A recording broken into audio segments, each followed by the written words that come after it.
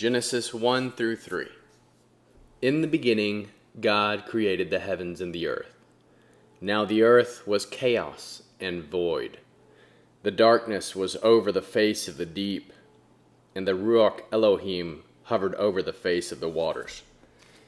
God said, "Let there be light," and there was light. God saw the light was good, and God divided the light from the darkness.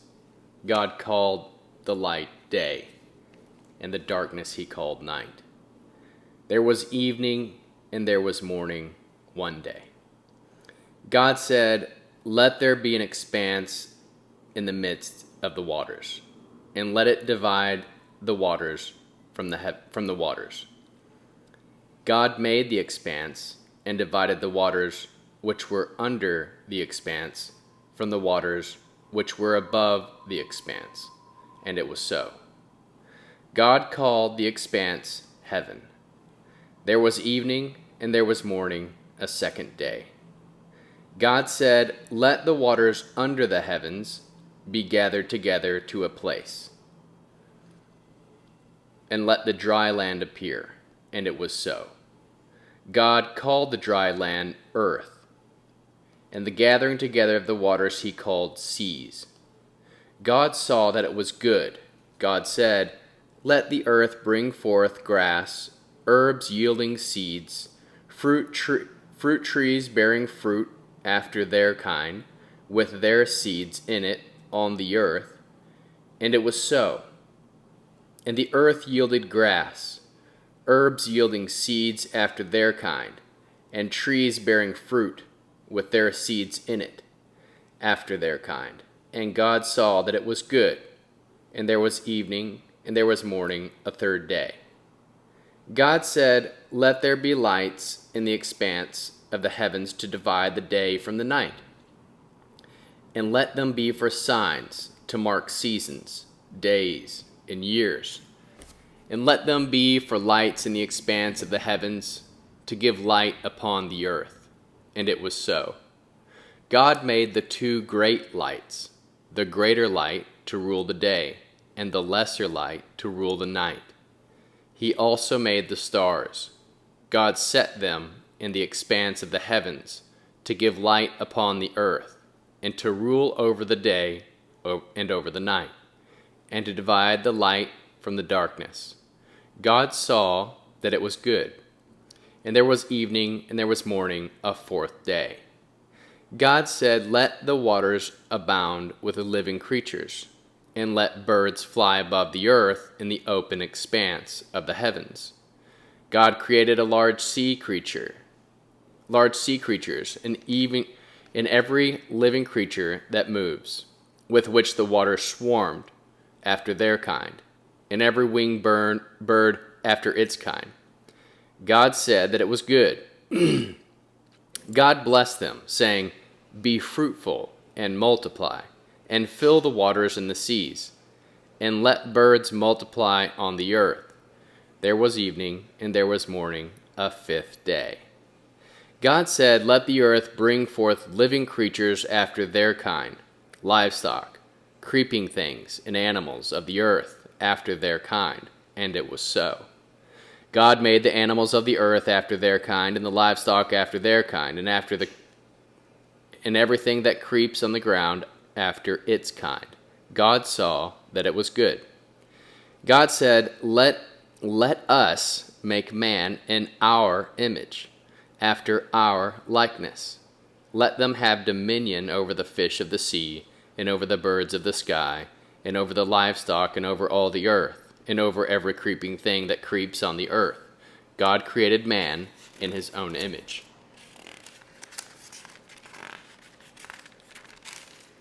In the image of God, he created him, male and female, he created them. God blessed them, and God said to them, "Be fruitful and multiply, fill the earth and subdue it. Have dominion over the fish of the sea, over the birds of the sky, and over every living thing that moves on the earth." Then God said, "Behold, I have given you every herb yielding seed that is on the face of all the earth, and every tree which bears fruit yielding seed, it shall be food for you. To every animal of the earth, and to every bird of the sky, and to everything that creeps on the earth, in which there is life. I have given every green herb for food. And it was so. And God saw everything that he had made, and behold, it was very good. There was evening, and there was morning, a sixth day. So the heavens of the earth were finished, and all their hosts. On the seventh day God finished his work, which he had done, and he ceased on the seventh day from all his work which he had done. God blessed the seventh day and made it holy, for on it he ceased from all his work which God had created and made.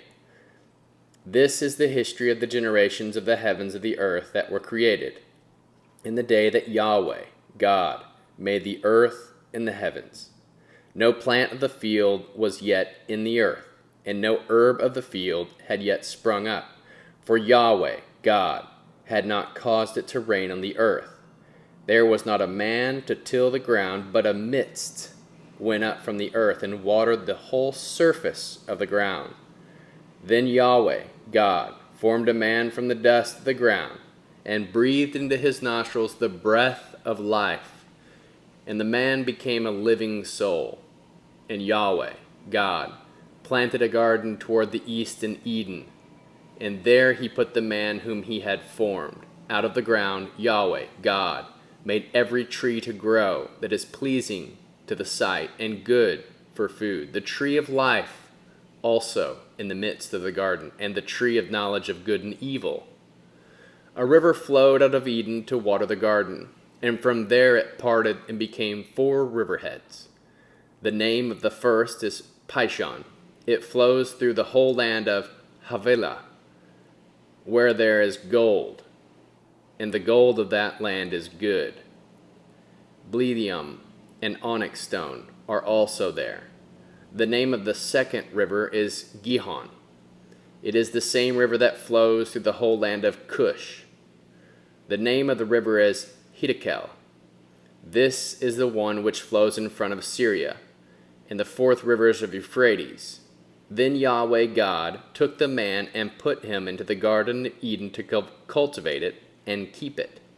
And Yahweh God commanded the man, saying, You may freely eat of every tree in the garden, but you shall not eat of the tree of knowledge of good and evil, for in the day that you eat of it you will surely die. Then Yahweh God said, It is not good for man to be alone. I will make him a helper comparable to him. Out of the ground Yahweh God formed every animal of the field and every bird of the sky, brought them to the man to see what he would call them. And whatever the man called every living creature became its name. So the man gave names to all livestock, and to the birds of the sky, to every animal of the field. But the man there was not found a helper comparable to him. And Yahweh God caused the man to fall into a deep sleep. As the man slept, he took one of his ribs and closed up the flesh in its place. And Yahweh God made a woman from the rib, which he had taken from the man, and brought her to the man.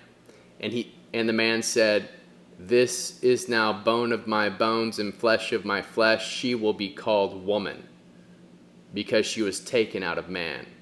Therefore a man will leave his father and his mother and be joined to his wife, and they shall become one flesh.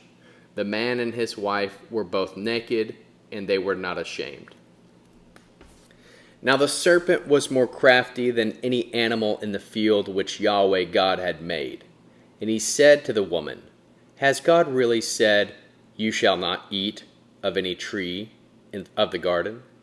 And the woman said to the serpent, We may eat fruit from the trees of the garden, but not the fruit of the tree which is in the midst of the garden. God has said, You shall not eat of it. You shall not touch it, lest you die.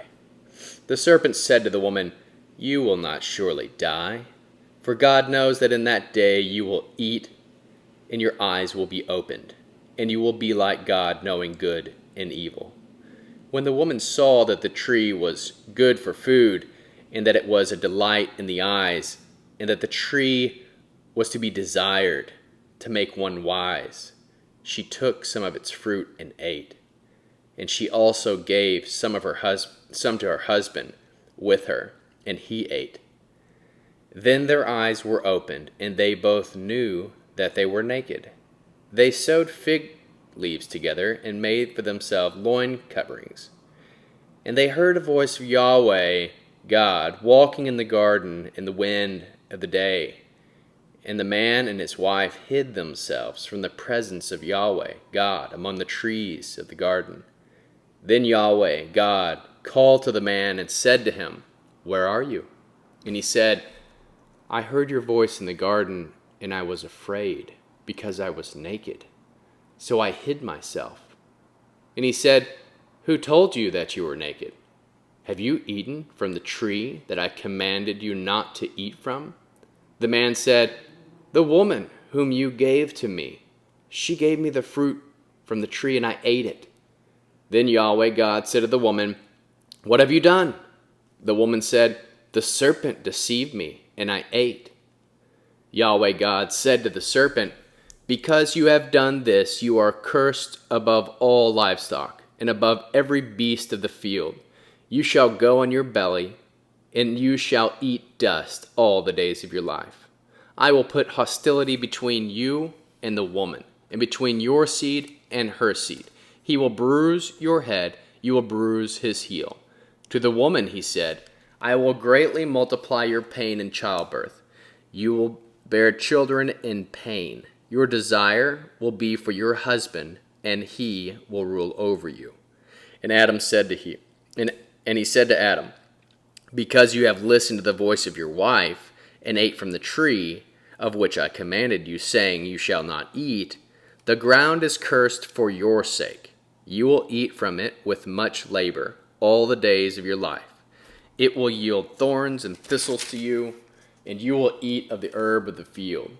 You will eat bread by the sweat of your face, until you return to the ground, for where you were taken out of it. For you are dust, and you shall return to dust." Now the man called his wife Eve, because she would be the mother of all living. And Yahweh God made garments of animal skin for Adam and his wife, and clothed them.